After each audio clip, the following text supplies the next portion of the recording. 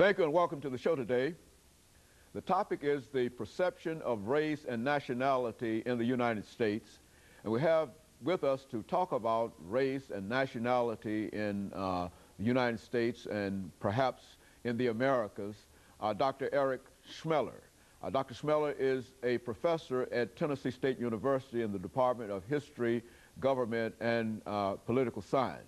And of course, Dr. ESchmeller1, let me welcome you to the show this morning. Thank you for having me. And to tell you, Dr. ESchmeller1, how delighted we are to have you and to talk about a topic that I believe to be very, very important, and a topic that I understand that you spent more than 7 years dealing with in writing your book, yes. The Perceptions of Race and Nationality in the United States. And what we'd like for you to do, Dr. ESchmeller1, is to take some of the information from your book and to talk to us this morning about race and nationality and how race and nationality has played a significant role in the history of the United States and indeed the history of the world, because you know you do have that kind of information in your book. And but before we do that, to talk about race and nationality from that perspective, let's have you, Dr. ESchmeller1, to talk about your background, your education, and some of the things that were important that eventually led you to Tennessee State University and in a real sense served as a motivation for you to write a book on such a topic. Okay. Well, I was born in Hays, Kansas, out in the middle of western Kansas, and both my parents were teachers. My father was a history professor, like you and myself, and my mother was a English teacher in the high schools. I went to university at a smaller liberal arts college out there, Fort Hays State University. Made my way to graduate school. I'd started a teaching career. I got certified to teach English and history and went on to graduate studies.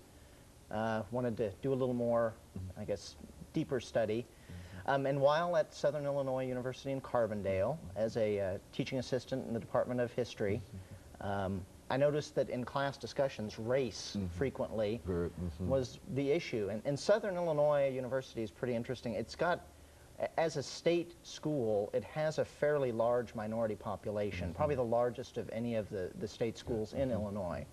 So there were usually a few black students in the class, and I noticed every time we got to the issue of slavery, which as a fellow American historian, you know, does come up a lot, there were awkward silences, and when the discussion did kind of get moving, it seemed like the students didn't have information on it, didn't know how to kind of talk about it. How did it become slavery? Is this racism that is part of slavery is necessary?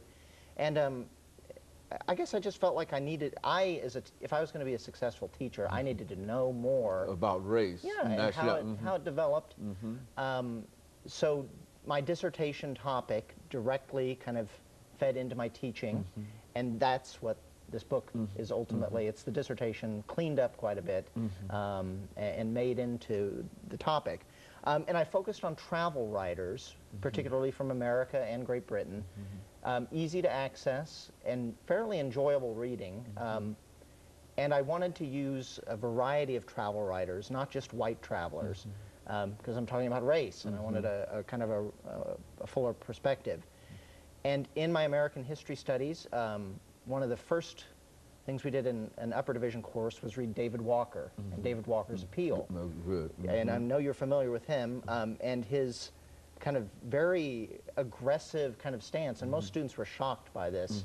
You know, 1830, here's this black man who's free, who's calling for revolution and killing whites, and in there's a passage, and he says that the English are the best friends to the colored people.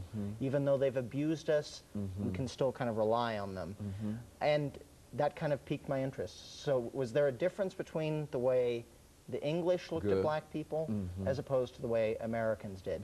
So I used some black travelers and some white travelers, going back and forth to see how they kind of, you know, when they're in England, did William Wells Brown, black abolitionist, did he notice a difference? Did he feel like he was treated differently? and kind of went from there. And that was kind of the origins of the book. And of course, Dr. Schmeller, what we're getting ready for the first commercial break, after which we'll come back and we'll have you to talk about the whole issue of race and exactly where do you meet race for the first time as an historian, and exactly what are some of the dimensions of the racism that you meet, and to sort of lay it out in terms of the coming together of various cultures and how this dealt with the issue of race. And I would be especially concerned about some of the more formal kinds of things about miscegenation and that kind of aspect in reference to race, because I think that that will become a very, very important part of many studies dealing with this whole issue. And of course, we'll be back with our audience following this very, very short commercial break.